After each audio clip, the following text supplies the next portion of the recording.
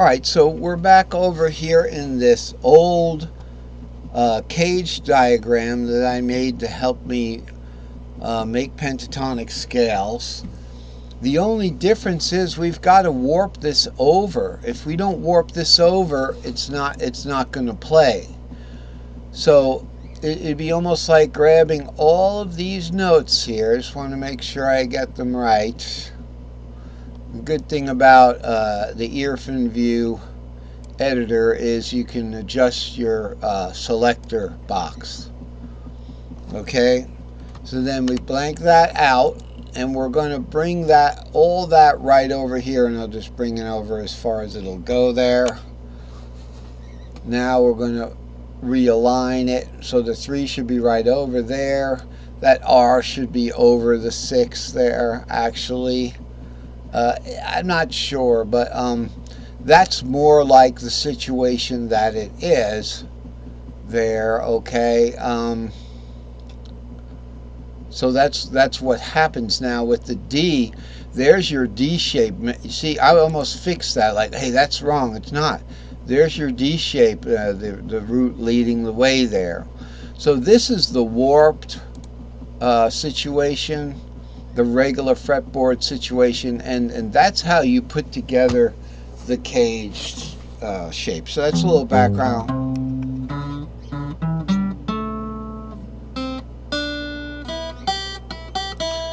Alright, so the A shape's 5/6. In this case, G being the 5th of C. Okay, and then here, again, we've got, this is the S2L here, so it's kind of marching down. The S2L starts here, and then then we have an S3S next to it. Then the S2L goes down 1 string, and the S2S goes down 1 string, and then the S2L disappears altogether, and this comes down to string 1 down there. So this came in from no string, was in the middle, and went down there. Now the interesting thing about the D, aside from the fact we got the nice leading D root up there, is we have that S3S there that we were playing before, and it's up here. It's way up here, you know. Doesn't sound as good as if I get it on the low.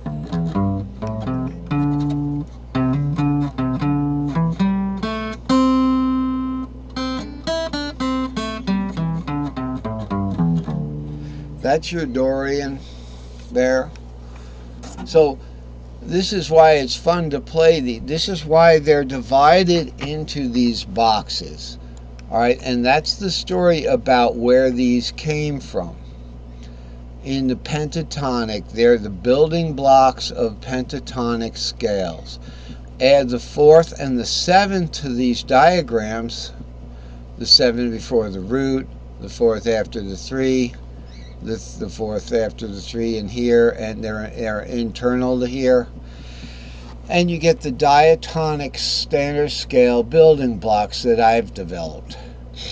Of course, if you take two S3Ls and 2 S2Ls and you mix them, one here, one there, one there, one here, you get an S3XL, which is this 5, 6, 7, root 2, 3, 4, 5, 6 pattern.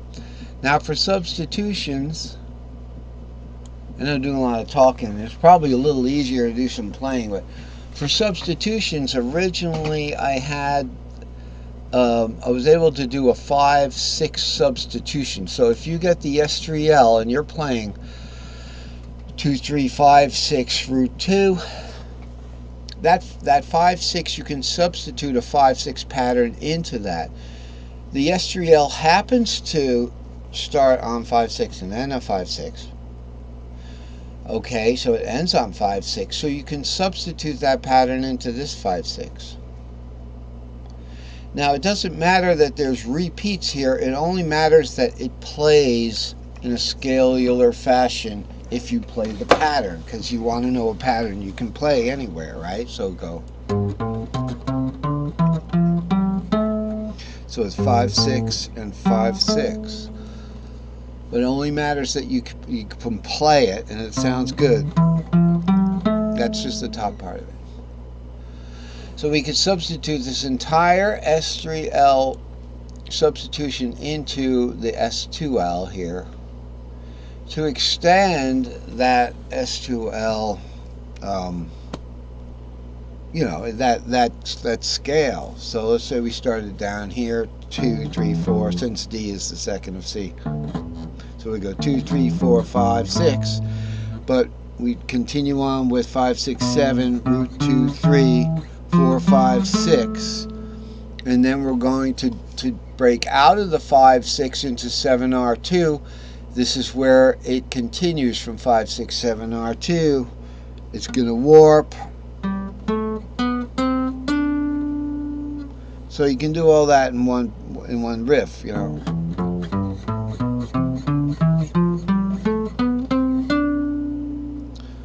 That'd be 7R2, and then on the top there'd be a little S2L bottom there, 3, 4, 5. Okay, just had to lose the jacket there. Now there's another substitution that I have listed down here. Let's just zoom out so we can see what's going on. We have the entire S3L can be substituted into the S3XL, you know, vice versa kind of thing. With that 5, 6, it's useful. So any substitution can be reversed, if I'm not mistaken, on the same numbers, right? So you got 5, 6, 7 root, okay, and then take it into the 2. Now this is even shaped like a 2, so that's 2 normally in the S3L, right? That is a 2 here. I don't have the S3L down here. I got it up here. See, here's your S3L. There's a 2 in the middle. Okay? So it looks like a 2. You know, it's interesting. So in that case, you got 5, 6, 7, root 2, 3, 4, 5, 6, 7, root 2, 3, 4, 5, 6. And then you can just reverse the thing and go 5, 6, 7, root 2. Okay? Now that's warped, so we'd be doing it backwards, going down the warp's a little difficult. But that's how that works. And it will work in E. If you wanted to start with the R here, and you want to start on the call E the root, it would be root 2, and then you go root 2, 3, 4, 5, 6, 7, root 2, 3, 4, 5, 6. Okay, that would be your substitution. Try it again.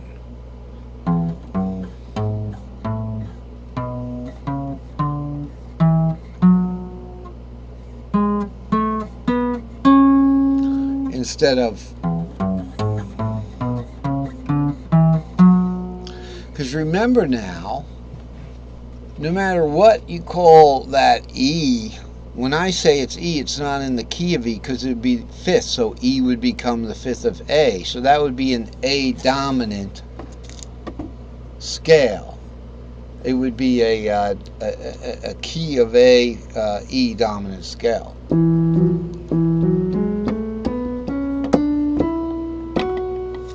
Because the the seventh of E is the fourth of A, right?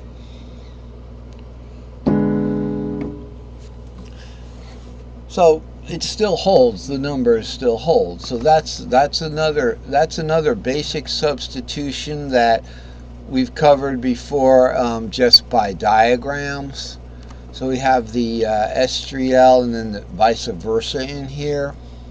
I have other substitutions we can talk about that I worked on today. I made this chart today. It's not totally done, but it's good enough for a lesson. We talked about how these building blocks make our pentatonic scales once they're warped over on top.